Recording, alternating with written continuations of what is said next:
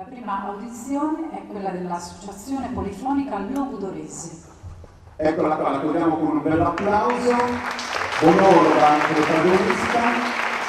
Sì, ci prende onore con il direttore Antonio Manca. Adesso vi chiederemo che cosa canterà, dirci che cosa avete scelto di portare in concorso. Abbiamo scelto di portare un brano tratto da La Missa Venatorum di Orlando Di Lasso, un compositore vissuto nel 1500 in gloria, nel chiesimo di Orlando Di Lasso, dalla Missa Venatorum. E allora vi ascoltiamo, noi diciamo solo il titolo perché abbiamo deciso questo deve essere un po' il passaggio, ma siamo contenti che ce lo annunciate voi. E quindi? Associazione Polifonica Logudorese. Applauso.